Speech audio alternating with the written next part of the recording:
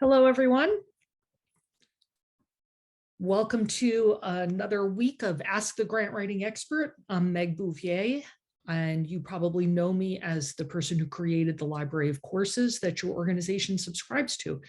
And I am, of course, a neuroscientist turned NIH staff writer turned full-time NIH grant writer. And I've been coming to you every week to answer your questions about NIH grant applications. And it's now May 4th, so we're probably all deep in the writing of our NIH grant applications. So before we begin, I want to bring to everybody's attention a notice that came out on Friday.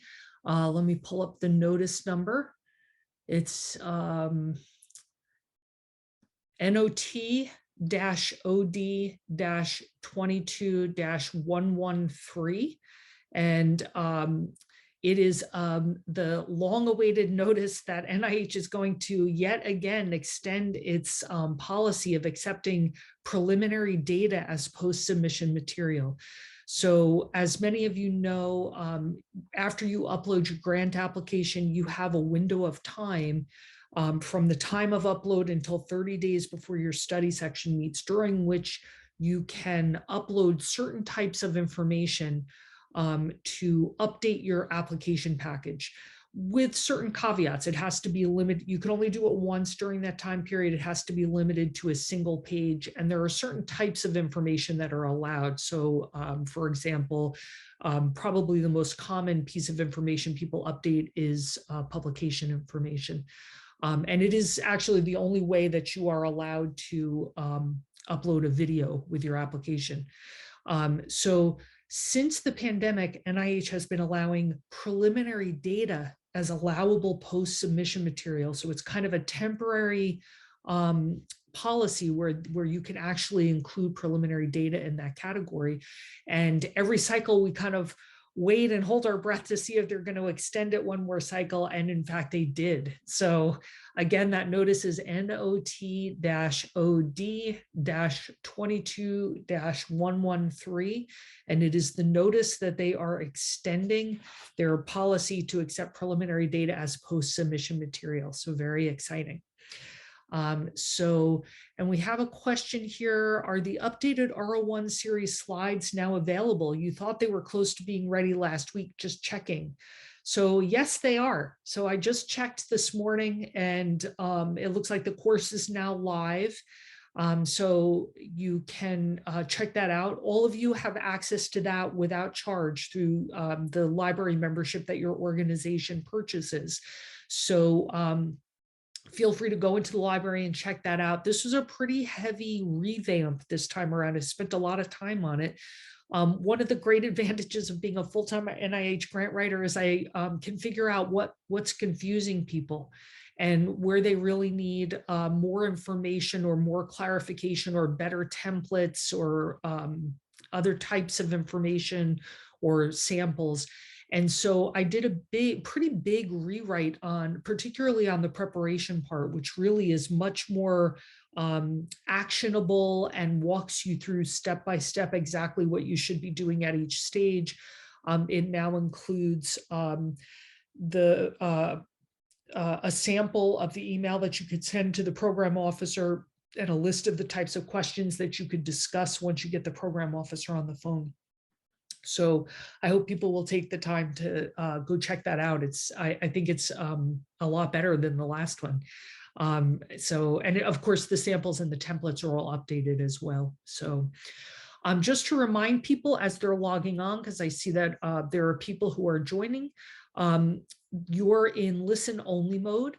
So feel free to type your questions in the Q&A box if you have any comments that you want to make to add to the discussion of some information that we're raising.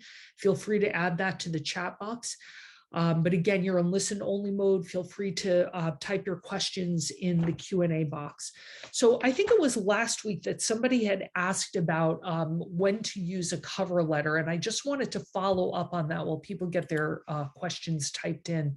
So a number of years ago, I forget which form set it was. I believe it was maybe 2 form sets ago. So we're now in Forms G, just so people know. We're in Forms G. I think it was 2 form sets ago, we shifted to using an assignment request form instead of a cover letter to request your primary choice of institute and study section. So in the olden days, people would write into the cover letter what their choice of institute and their optimal study section might be. But the Center for Scientific Review no longer looks there for that information. They now look at the assignment request form for that. So the assignment request form is a 2-page form where you can enter in your first, second, and third choices for things like institute and study section. And there's a text box that where you can explain why you've made that choice for the study section. And that's a great place to explain, for example, why you don't want to be assigned to another study section. Because I know I sometimes have clients who are routinely assigned to what they consider to be the wrong study section. So you can provide the rationale there. It also gives you information about types of expertise that needs to be represented on the panel, and any study section members who might be in conflict and why. So the question came in, I believe it was last week, where the person asked, okay, so when should I use a cover letter? Should I ever use a cover letter? And the answer is, yeah, there are still uses for a cover letter. And they're actually listed in part 1 of my Master the R series course in the prep section. But I pulled up a website that talks about when to use a cover letter. So I just want to run through quickly some of the instances when you will be doing it. If you are using continuous submissions, so for example, you're a reviewer, so you're allowed to submit off cycle, you have some leniency in your deadline, that should be described in a cover letter. If the application is late for a legitimate reason, like you had a national disaster in your city or something like that, that should be there. When you need approvals to submit, so for example, if you're requesting to exceed the 500,000 cap and directs on any given year, if you're asking to exceed that, that should be done in a cover letter. Explain proposed studies that'll generate large-scale human or non-human genomic data. Point out any RFAs that, like if you're applying for an RFA, you should put the title of the RFA there. Special areas like NOCs can be described in the cover letter. And if you have subawards, they should be described in the cover letter as well. So there are still things that go in there, but just be aware that things like your choice of study section won't be accounted for if you're putting it in a cover letter. It has to go in the assignment request form now. And again, I see people are continuing to join us, and I just want to remind people that you're in listen-only mode. If you have questions, feel free to type them into the Q&A box. If you have comments about any of the things we're discussing, go ahead and put those in the comment box.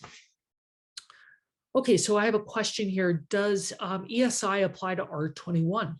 Okay, so that's a question that I get asked pretty often. So let's talk for a moment about what ESI status is. So early stage investigator status is something that confers a fairly significant funding advantage to a person at the RO1 level.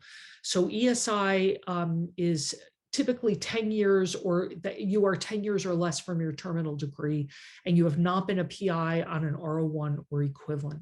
So the exceptions here are that if you are a clinician of any kind, you may be able to add time back to your clock. For example, if you did, a clinical fellowship or residency after your terminal degree, none of that time would be added to your ESI clock. So the clock would begin when you were actually doing research and able to apply for grant applications. And similarly, people sometimes apply for extensions nowadays because they've had research interruptions due to COVID. And sometimes people will apply for extensions because of parental leave. You do have to request those extensions. And I always recommend that people talk about their ESI status with their program officer and ask whether whether it's worth applying for extensions for the reason they're giving. So ESI status only comes into play at the RO1 level. So if you're applying for an R21, ESI has nothing to do with it. The application won't be judged as an ESI application, so you won't get the funding advantage on it.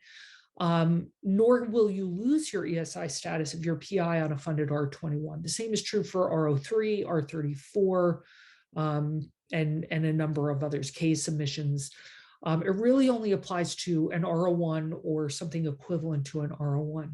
So I do want to point out also that if you're applying for an RO1 as an ESI, and you're considering a multi-PI plan, remember that all PIs on the application have to have ESI status in order for it to be judged as an ESI application and to receive that funding advantage.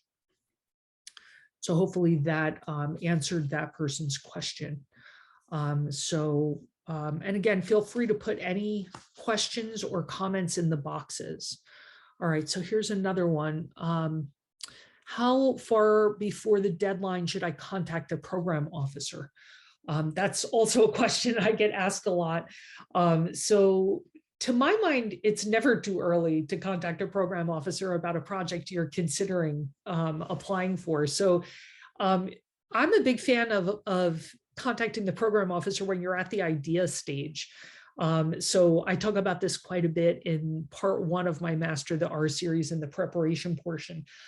So before you write anything or finalize your aims page, I really think that you should have a conversation with the program officer. And if that is 2 months before the deadline, 6 months before the deadline, 4 months, 8 months, whatever that is, the only time I wouldn't contact them is right before a major deadline. So for example, if you have a fall submission you're thinking about, or like a February 2023 submission, don't email the program officer this month because they're getting inundated with questions from their June applicants. So we'll wait until the June deadlines have passed and then ask them. So, just try to be a little bit aware of what their workload is like and how it vacillates with the cycles, the NIH grant cycles. But yeah, I think that's something that for sure you can and should contact a program officer pretty far ahead of time to be discussing all the things that I describe in that part 1 preparation part of Master the R series, which are things like,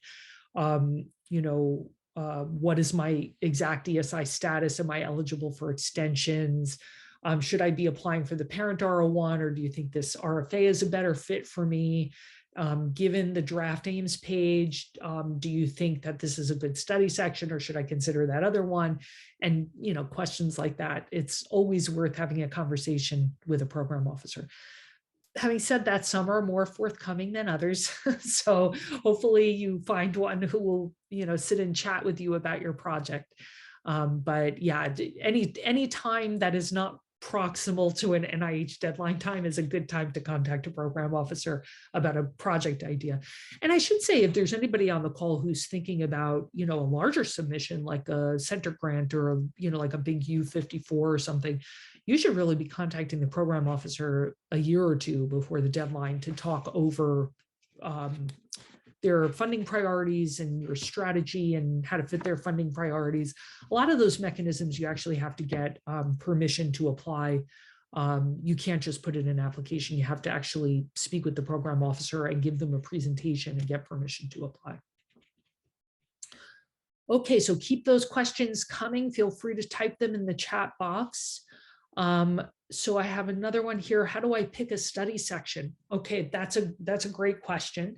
So most of the extramural applications at NIH are reviewed at the Center for Scientific Review, which is technically a separate entity from NIH. It's not under the auspices of NIH. It stands alone. And it has its own director, and having said that, I mean, there are definitely some applications that are routinely reviewed in the Institute and not at CSR. So those are typically like center grant applications, some K submissions. The fellowships, the F series fellowships, are usually reviewed in-house by study sections that are put together by the program officers.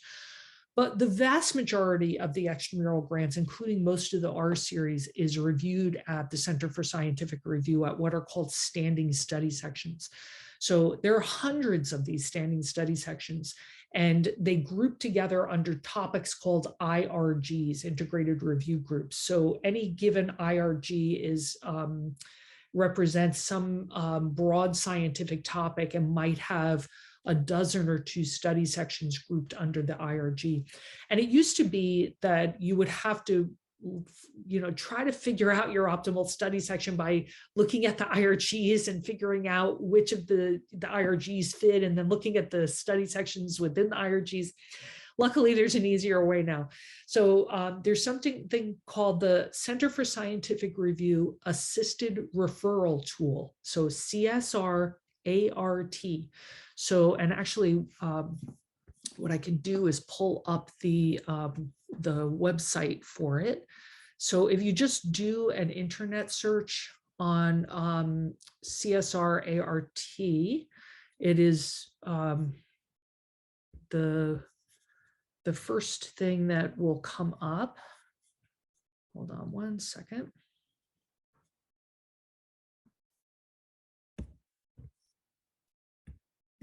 Okay.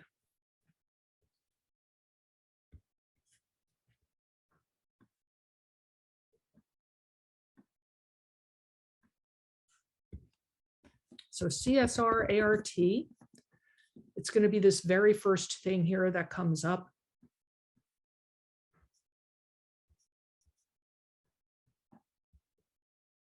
And it describes how it works.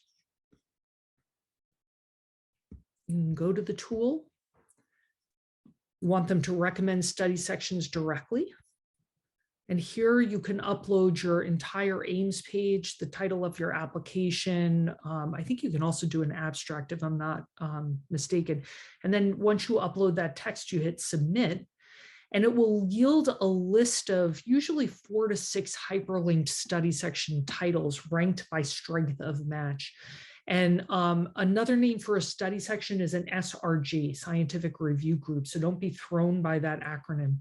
So what you're going to do once you get that list of 4 to 6, you're going to click on each one and read the description and the bullets of the topics they cover. There's going to be a hyperlink to the roster and a more description information. And then at the bottom, there'll be information about study sections that are closely related, so that if this study section looks good but not perfect, you can kind of titrate your way in by looking at closely related study sections that have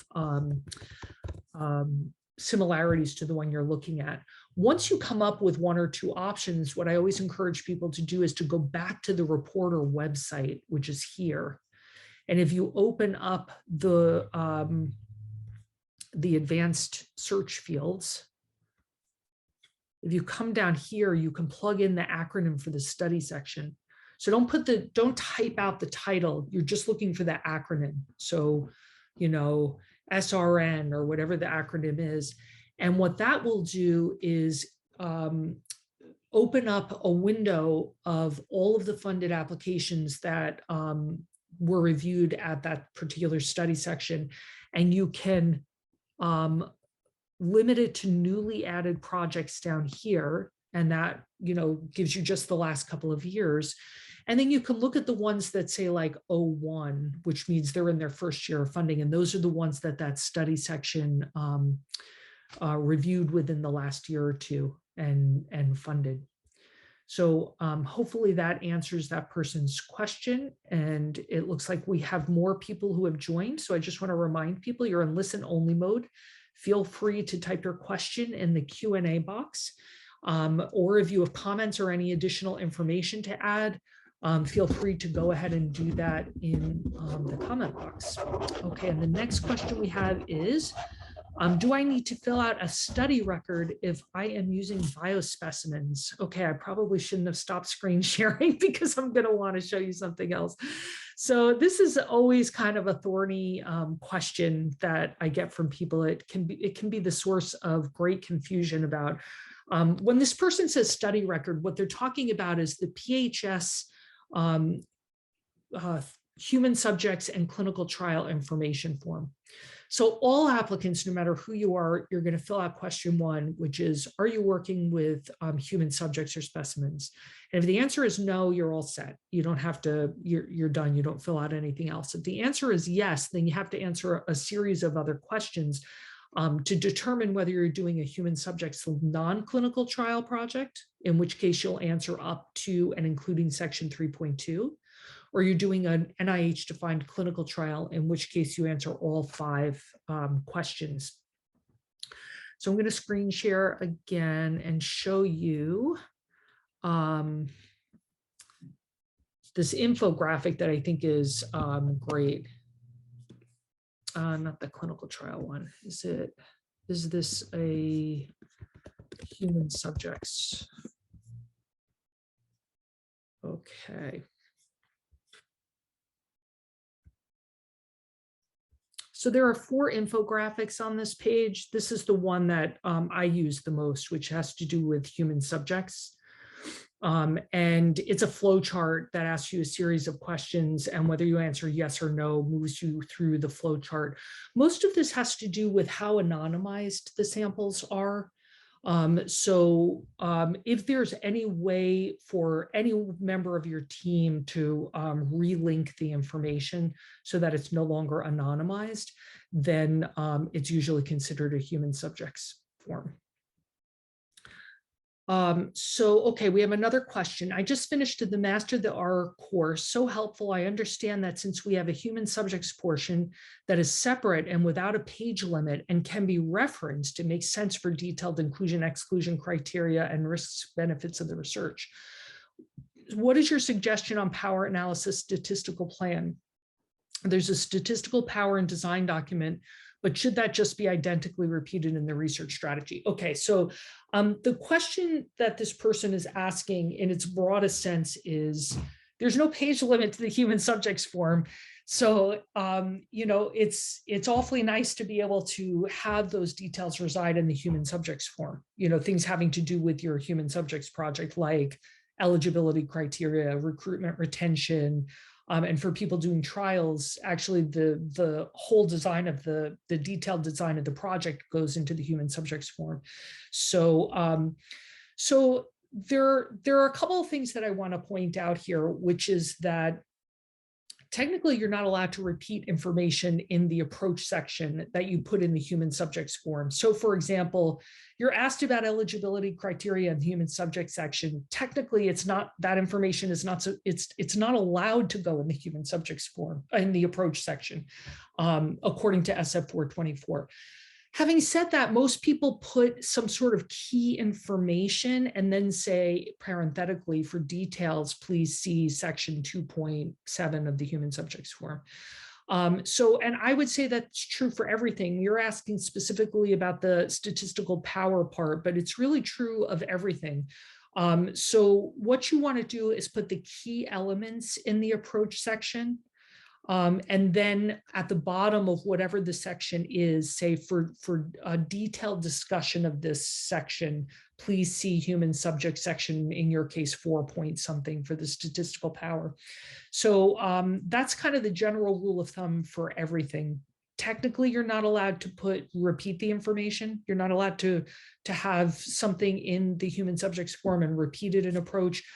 But practically speaking, most people will give some sort of high-level summary of that section and then refer reviewers for the details to the human subjects form, for fear that they're going to miss it. So, so that's my answer to all of those sections, not just statistical power. It's that you really ought to provide some key pieces of information in the approach and then refer reviewers to the appropriate section of the human subjects form. So hopefully that answered your question. I have another one about study sections. Other than the CSR ART, in pursuing the members of a study panel, what factors should we look for that will give us an inkling that a study section would be most appropriate? Well, as I said, you want to start with CSR ART and narrow the search down to 2, 3, 4 different study sections. But there are 2 things that I would do after that. My favorite thing to do is to then go, as I said, plug in that acronym into the reporter website so that you can actually look at what they funded recently. So remember that the reporter website is always about a year outdated, so you can't see things that they literally just funded, but anything that where there's an award that has been made where they've received the money, it's probably in the reporter website. So you can go in and look at the applications that were funded on the most recent cycle that's in reporter and figure out how closely aligned those are with yours thematically and, in terms of the types of expertise that are represented there. And then, of course, the most important thing is to talk to the program officer. The program officer is probably going to be your greatest source of information because they usually sit in on multiple study sections. And because of that, and because of the fact that they're not running the study section, they take copious notes, and they can give you a sense of the relative merits of 2 or 3 different study sections, given a specific set of aims. So usually I have my grantees email them the aims page and have a conversation about whether a given study section is the right one for them. If you're, as long as you're not very junior in your field, the other thing is if you open the roster, you should recognize a couple of names on the roster. If you don't recognize, if you're like a mid-level, mid-career person and you open up the roster of a given study section and you don't recognize anyone on that roster, it may not be the right one for you, So those are usually after the CSR ART search. Those are the things that I most often recommend is really carefully looking at the roster, going back and plugging in that study section into the reporter search tool to see what they funded on the most recent cycle. So again, the string of numbers that defines a grant, 01, it means it's in its first year and was just funded. And having a conversation with the program officer about which study section might be optimal for you. So for those of you who are just joining, you're in listen only mode. Feel free to type your questions into the Q&A box and type any information you have into to expand on a discussion we're having in the chat box. Also, for those who are just joining us, I do want to point out the biggest news coming out of NIH this week, in case you missed it. It was announced on Friday that NIH is going to extend their policy to accept preliminary data as post-submission material. So for those of you who are applying for deadlines in May, June, July, you may now upload preliminary data as post-submission material. So that gives you a little window of time, a little wiggle room to if you don't quite have that publication done and won't quite have that publication done in time for the post-submission material window, you can update the preliminary data. I kind of wish they would tell us about these things sooner, because I think it really helps my grantees make a decision about which cycle to apply for, because I certainly have people who kind of gave up on applying for a June deadline because they didn't think they had enough preliminary data. So they figured they would go for October. But had they known, they could have updated their preliminary data as post-submission material. They might have chosen to go for June. So I wish they would release these sooner. It literally came out on Friday. So, that was right at the tail end of April, and the deadlines are all in May, June, and July. So not the greatest thing, but be that as it may, that is what they're accepting. So for yet another cycle, since the pandemic began, they are accepting it as post-submission material. The other news is for people who have joined us late is that my update of the Master the R series is now available live on our website. So again, everybody on this call has it free through their organizational membership. So somebody else paid for this for you, so you may as well enjoy this free resource. I did a pretty heavy update this time, so I really, really am pleased with how streamlined and actionable and instruction-oriented everything is. And I've updated the templates and the samples and the checklists, so particularly in the preparation portion. and also the approach. I did a pretty big rework on the approach too. So hopefully people will find that helpful. So I hope you guys are enjoying this Ask the Grant Writing session. We're coming to the end of another week of questions. It's always a pleasure to spend a half hour talking with you about NIH grant applications. I know this is a very stressful time for those of us who are writing applications. Feel free to join us again next week and have your questions ready. And as always, best of luck with your grant writing. Have a wonderful week. Take care. Bye-bye.